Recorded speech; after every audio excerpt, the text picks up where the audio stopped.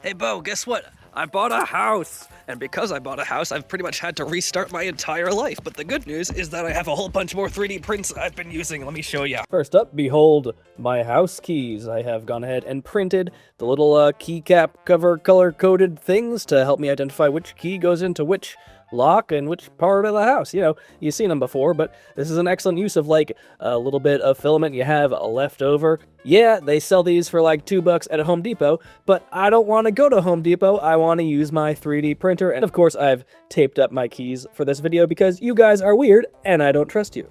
And speaking of 3D printed things that are on my keychain, this little coin holder actually comes in clutch about once a week when I go to the grocery store, because the grocery carts near me have, you need to put a quarter in them in order to take a cart so you don't steal it and use it to be homeless. This quarter's been in here for well over a year and is showing no signs of coming loose. Dope print if you need to have a quarter on hand, I guess. Fortunately, my 3D printed paper towel holder has been usurped by this one that came with the house, well worth 30 years of crippling debt if you ask me. But whoa, what's this? We've got a lid holder for our pots and pans. This was actually designed by my wife, who's a very talented sculptor and 3D artist. She whipped these up, and I know, when you 3D print something, it has layer lines, it's not food safe. I'm gonna need you to decide not to care if you're gonna keep watching my videos. And then over in the living room, over on this lovely little table I pulled out of my old apartment complex dumpster, we have this nice little Art Deco coaster set. I have printed them in Woodfill PLA, and I had every intention of cleaning them up a little more and then staining them, but I haven't gotten around to it. Either way, they work good for holding all of your stuff that you need, coasting. And here I present to you my Nalgene's. I use these to hold liquid, specifically when I'm out in the woods, because I live there now. One big flaw that these tend to have is that the mouth is super big, so if you go too aggressively for the agua, it'll, splash all over you. So what you gotta do is 3D print yourself one of these Nalgene sippers. They pop right in there, snug fit, and suddenly you're not at risk of splashing yourself in the face with water. They actually sell these at like sporting goods stores and they're like $5 a piece. But hey, maybe you want to try out if you actually want to buy one of these before you commit to paying too much for one.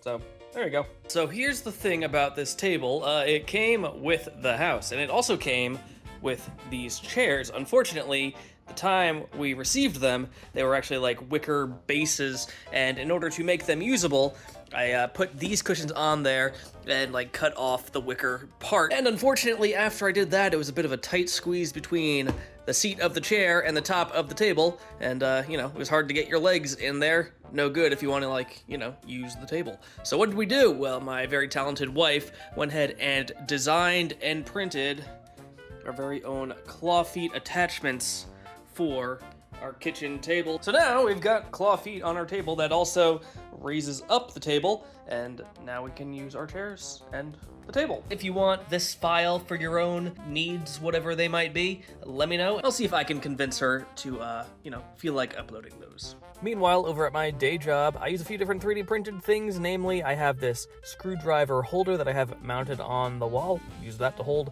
all my little screwdrivers for doing my various tasks. I'm not going to tell you what tasks they are, because once again, I don't trust you guys. I also use this cool, convenient SD card organizer.